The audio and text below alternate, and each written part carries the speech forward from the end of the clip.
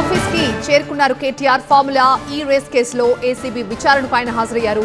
ఒక ప్రత్యేక రూమ్ లో కేటీఆర్ ని విచారించబోతున్నారు ముగ్గురు ఏసీబీ అధికారులు.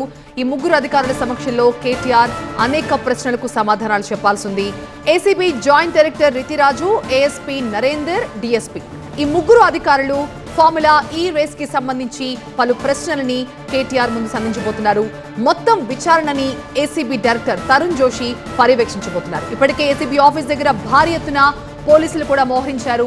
ఎలాంటి అవాంఛనీయ ఘటనలు జరగకుండా. మరోవైపు కేటీఆర్ వెంట భారీ ఎత్తున పార్టీకి సంబంధించిన నేతలు, కార్యకర్తలు వచ్చినప్పటికీ లోపలికి మాత్రం కేటీఆర్ వాహనాన్ని మాత్రమే ఆ ప్రిన్సెస్ లోకి అనుమతించారు. మిగతా వాళ్ళందరినీ కూడా అక్కడే ఆపేశారు. సో సుదీర్ఘంగా ఈ విచారణ జరగబోతోందా, అసలు ఎంతసేపు జరగబోతుందన్నది మాత్రం ఇంకా తేలాల్సి ఉంది. ఇక ఇదే కేసులో విచారణ ఎదుర్కొంటున్న బిఎల్ఎన్ రెడ్డి కావచ్చు, అలాగే అరవింద్ కుమార్ కావచ్చు, వీళ్ళిద్దరి విచారణ కూడా చాలా సుదీర్ఘంగా దాదాపు 8-9 గంటల పాటు జరిగింది. ఇవాళ కేటీఆర్ విచారణ కూడా అలాగే జరిగే అవకాశం ఉన్నట్టుగా తెలుస్తోంది. లోపలికి కేటీఆర్ కారు వెళ్తున్న దృశ్యాలు మనం చూస్తున్నాం.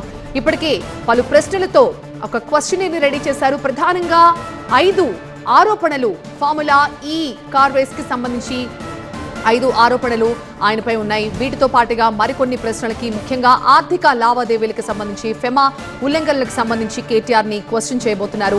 అయితే గతంలో విచారణకు వెళ్లిన కేటీఆర్ న్యాయవాదిని లోపలికి అనుమతించకపోవడంతో ఒక 45 నిమిషాల పాటు ఆయన ఏసీబీ ఆఫీస్ బయటే ఉన్నారు. ఒక హై డ్రామా తర్వాత లిఖితపూర్వకంగా ఏసీబీకి ఒక లెటర్ రాసి ఆయన అక్కడి నుంచి వెళ్లిపోయారు. అయితే కోర్టు కూడా న్యాయవాదిని అనుమతించలేము, ఇలాంటి విషయాల్లో జోక్యం చేసుకోలేమని చెప్పింది. కేటీఆర్ విచారణకు సహకరించాల్సిందని చెప్పినప్పటికీ ఒక చిన్న ఫ్లెక్సిబిలిటీని మాత్రం కోర్టు ఇచ్చింది. ఆయన వెంట ఒక న్యాయవాదిని తీసుకువెళ్లొచ్చు, కానీ విచారణ అధికారుల సమక్షంలో న్యాయవాది అక్కడ ఉండడానికి, అలాగే విచారణ సమయంలో కేటీఆర్ ఏం చెప్తున్నారో ఆ న్యాయవాది వినడానికి మాత్రం ఆస్కారం లేదు.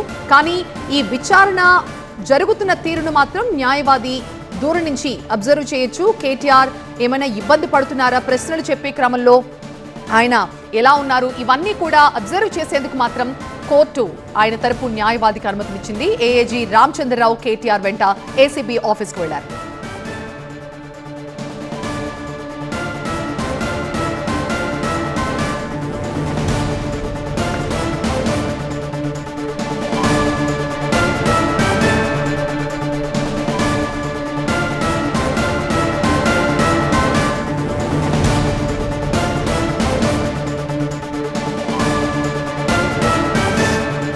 ఏసీబీ ఆఫీస్ కు చేరుకున్నారు కేటీఆర్. ఫార్ములా ఈ రేస్ కేసులో ఏసీబీ విచారణ ఎదుర్కోబోతున్నారు. మరికొద్ది నిమిషాల్లోనే విచారణ మొదలు కాబోతోంది. ఒక ప్రత్యేక రూమ్ అయితే ఏర్పాటు చేశారు కేటీఆర్ విచారణ కోసం. ఏసీబీ అధికారులు ముగ్గురు కేటీఆర్ ని విచారించబోతూ ఉన్నారు. కేటీఆర్ ను ముగ్గురు అధికారులు కూడా పలు ప్రశ్నల్ని సంధించబోతూ ఉన్నారు.